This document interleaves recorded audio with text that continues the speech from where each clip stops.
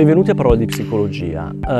In questo video il topic è molto sensibile, molto drammatico e molto attuale ed è quello dei bambini dimenticati in macchina d'estate. È un topic attuale per quello che è successo pochi giorni fa, ma in realtà ogni anno, ogni estate il problema si ripropone anche più di una volta all'anno. Allora, a scanso di equivoci, vado subito a rispondere a una curiosità. Una signora, fra l'altro, mi aveva contattato qualche tempo fa chiedendomi: ma è possibile che ogni estate accada questo? No, in realtà non è che accadono solo d'estate queste cose, accadono anche d'inverno. Naturalmente d'inverno il bambino però, come dire, non muore di caldo, al massimo si assopisce per il freddo, viene ritrovato dal genitore, il quale ovviamente non si autodenuncia per l'atto manchevole. D'estate le conseguenze sono quelle che conosciamo.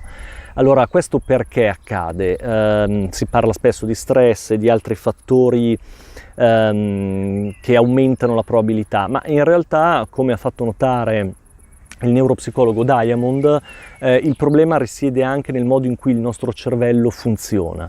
Noi abbiamo una memoria abituale, abitudinaria, abbiamo un altro tipo di memoria che è prospettica. Allora, la memoria prospettica, che è quella che ci fa programmare un atto, funziona tramite l'ippocampo, che è una struttura cerebrale, e la corteccia prefrontale. L'ippocampo si ricorda che il bambino è in macchina, la corteccia prefrontale è quella che ci fa programmare il fatto che il bambino deve essere portato da casa a scuola, eccetera. Il problema è che abbiamo anche un'altra memoria, che è quella abitudinaria, che è quella che ci fa, per esempio, guidare la macchina senza pensare, fare il caffè, insomma svolgere una serie di compiti senza che noi ci dobbiamo riflettere. Queste due memorie possono, in determinati casi, e anche spesso in realtà, entrare in conflitto. Un esempio che penso che abbiamo sperimentato tutti è quando noi dobbiamo, non so, tornare a casa dal lavoro e nel percorso da A a B abbiamo deciso che ci dobbiamo fermare, dobbiamo fare una tappa per comprare, non so, un giornale, un paio di scarpe. E in realtà poi arriviamo a casa e diciamo: ah, caspita, mi sono dimenticato di fermarmi a fare questo servizio, a comprare le scarpe. Ecco che il progetto che avevamo fatto viene dimenticato come dire, a beneficio di una memoria abitudinaria che ci porta a casa automaticamente. Ora, il problema è naturalmente che se dimentichiamo le scarpe non è un grosso guaio, se dimentichiamo il bambino in macchina è invece un grosso problema. Il discorso è che alcune condizioni aumentano la probabilità che queste due memorie confliggano, vadano in conflitto e creino danni. Uno di questi fattori è lo stress, uno di questi fattori è il multitasking, cioè dover fare un sacco di cose. Un altro fattore è sicuramente la privazione del sonno.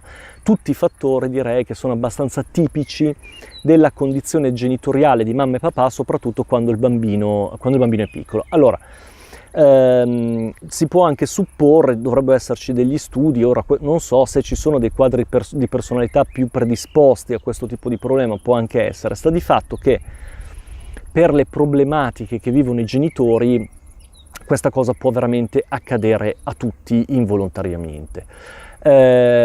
Motivo per cui, siccome esiste l'obbligatorietà del seggiolino in auto, esiste l'obbligatorietà che il seggiolino sia omologato secondo determinate direttive europee, si potrebbe benissimo sviluppare un'applicazione, dato che siamo nell'era degli smartphone e della tecnologia di internet, non lo so, per cui se ci si allontana per più di 5 metri dal bambino, dal seggiolino, o dal bambino o dal seggiolino, inizia a suonare il cellulare. Ora, è una cosa sicuramente che può essere scocciante, ma è sicuramente meno, non uso il termine scocciante, uso il termine drammatico, di dimenticare il figlio in macchina. Inoltre credo che un genitore sia ben contento, anche se immagino che possa essere noioso sentir suonare queste suonerie continuamente, sia ben contento di adottare una strategia che possa evitare un dramma enorme.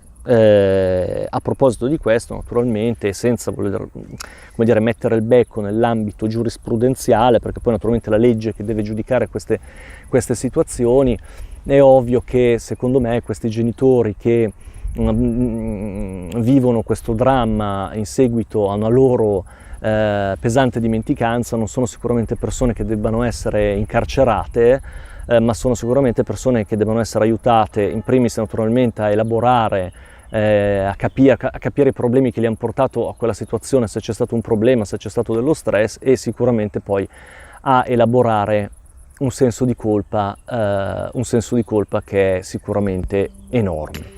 Tuttavia io credo che qualche strategia si possa adottare e non sono neanche strategie particolarmente costose. Un saluto e al prossimo video, ciao!